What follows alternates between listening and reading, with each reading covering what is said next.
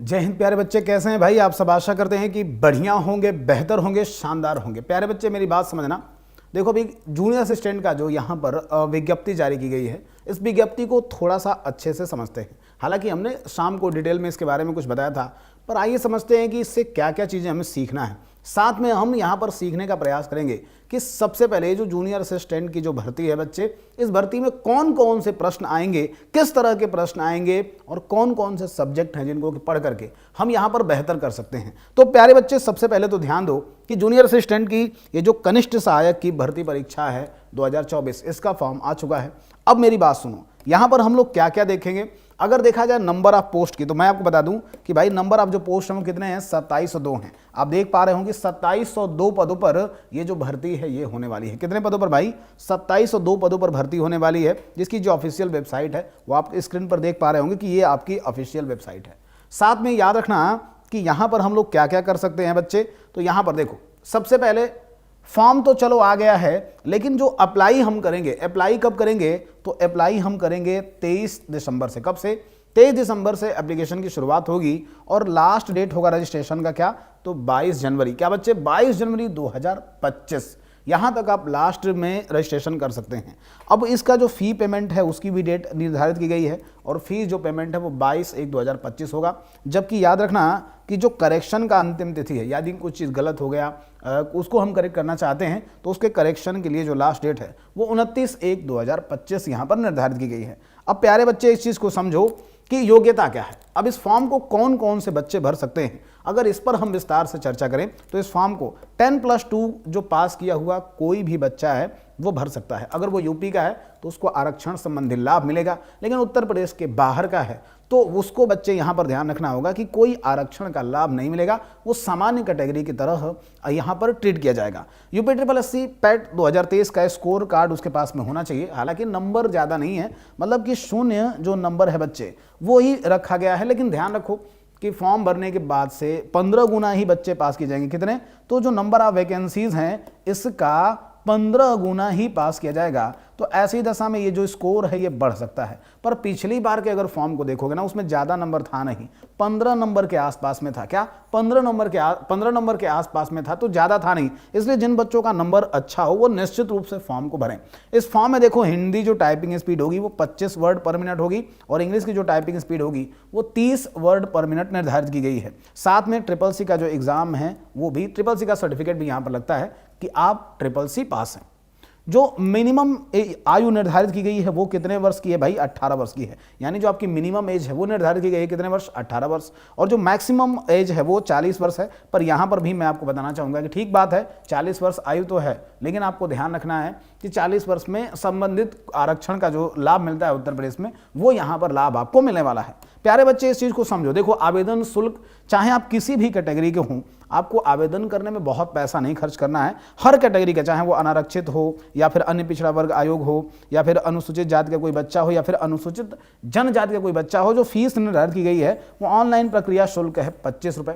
तो आपने पेट ऑलरेडी दिया हुआ है, उसके साथ में भी लॉगिन कर सकते हैं, अदर से भी लॉगिन कर सकते हैं और लॉगिन करने के बाद से आपको ये फीस पेमेंट कर देनी है।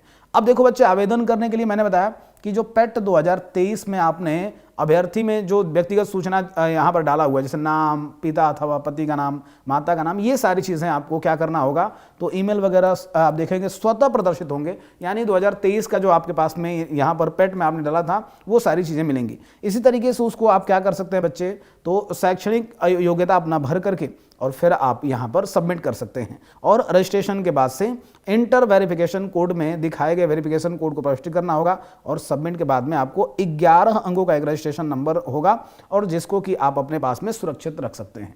अब प्यारे बच्चे यहाँ पर समझो ध्यान से कि फोटो और हस्ताक्षर जो है वो फोटो वही होना चाहिए। भाई फोटो आप देखोगे तो अभ्यर्थी द्वारा पेट 2023 में जो अपलोड की गई फोटो है वो हस्ताक्षर है, वो स्वयं ही प्रदर्शित होगी। अगर आप चाहते हैं कि कोई संशोधन अथवा परिवर्तन हो तो इसमें संशोधन अथवा परिवर्तन नहीं हो सकता है। अभ्यर्थी फोटो तथा हस्ताक्षर व्यू करने के उपरांत कंटिन्यू कर दीजिएगा, वो ऑटोमेटिक ही आप अगले पृष्ठ पे चले जाएंगे। ठीक है। इसके अलावा देखोगे तो अभ्यर्थी कोई अन्य योग्यता को अगर यस या नो में करना चाहता है तो वो कर सकता है। इसी तरीके से अगर बात करें जाए तो आवेदन पत्र में संशोधन, तो लिखा है कि भाई आवेदन पत्र में जो संशोधन है उसको संशोधन किया जा सकता है। जो आपने जैसे नाम में वर्तनी की गलती हो गई या पिता अबलिक पति के नाम में गलती हो गई, पत्राचार का पता जो हो सकता है कि परिवर्तित हो गया हो, इसमें हम लोग परिवर्तन कर सकते हैं। इसके अलावा आप देखेंगे यहाँ पर सारी चीज़ें जो परिवर्तन की प्रक्रिया है उसको कर सकते हैं। अब देखो कनिष्ठ सहायक की जो भर्ती है ना बच्चे, इसके लिए क्या योग्यता हो, शैक्षिक योग्यता क्या हो, तो हमने बताया है कि भाई आपके पास में इंटरमीडिएट की परीक्षा सरकार के द्वारा या उनके समक्ष कहीं से भी, और हिंदी और अंग्रेजी में मैंने बताया हिंदी में 25 शब्द प्रति मिनट और अंग्रेजी में 30 शब्द प्रति मिनट की न्यूनतम जो गति है वो टाइपिंग स्पीड में वो अनिवार्य है। साथ में याद रखो यहाँ पर बच्चे अगर देखा जाए तो चयन प्रक्रिया कैसे होगी, भाई लिखित परीक्षा होगी। और ये जो लिखित परीक्षा होगी अगर देखोगे तो इस लिखित परीक्षा को देखो, लिखित परीक्षा में क्या क्या आएगा मैं समझाता हूँ, क्योंकि बहुत सारे बच्चे इस चीज़ को जानना चाहते हैं साहब लिखित परीक्षा में क्या क्या आएगा।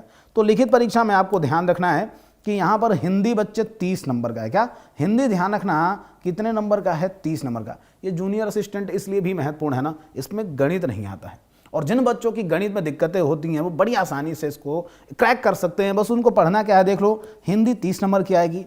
जो जीएस है वो 15 नंबर का, सॉरी जो सामान्य बुद्धि परीक्षण है यानी जो रीजनिंग है ना वो 15 नंबर की आने वाली है। कितने नंबर की, 15 नंबर की। इसके अलावा जो जनरल आप देखोगे अवेयरनेस है, सामान्य जानकारी है, वो आपको 20 नंबर की मिलने वाली है। कंप्यूटर को एक अलग से देखना पड़ेगा, और कंप्यूटर देखो यूपी उत्कर्ष चैनल पे पढ़ाया गया है, तो कंप्यूटर तो आपको बच्चे कर लेना है कि कंप्यूटर हमने पढ़ाया हुआ है, 15 नंबर का कंप्यूटर मिलने वाला है। और उत्तर प्रदेश स्पेशल जो कि मैं इन दिनों आपको पढ़ा रहा हूं, तो उत्तर प्रदेश स्पेशल के 20 प्रश्न रहने वाले हैं। कितने प्रश्न, 20 प्रश्न रहने वाले हैं। तो ये कुल 100 नंबर होने वाला है बच्चे। और जो मेरिट आप देखोगे ना जाती है ना वो कम ही जाती है, क्योंकि टाइपिंग को लेकर के यहाँ पर एक समस्या रहती है कि बहुत सारे बच्चों को टाइपिंग नहीं आती है। तो अगर आप वास्तव में चाहते हैं प्यारे बच्चे कि ये एग्जाम आप करें, अच्छे से क्रैक करें, अपनी चीज़ों को बेहतर कर सकें, तो अभी फॉर्म भर देना। दिसंबर में ये फॉर्म आएगा और फॉर्म भरने की तिथि हमने निर्धारित की है, आपको बताया भी है कि जो फॉर्म भरने की तिथि है बच्चे वो एग्जैक्टली क्या है। तो फॉर्म भरने की जो तिथि आप देख पा रहे हो ये 23 तारीख से, क्या एप्लीकेशन जो फॉर्म है 23 तारीख से आपको भरना है, 22 तारीख तक आप भर सकते हैं। तो कोशिश करिएगा जल्दी फॉर्म भर सके।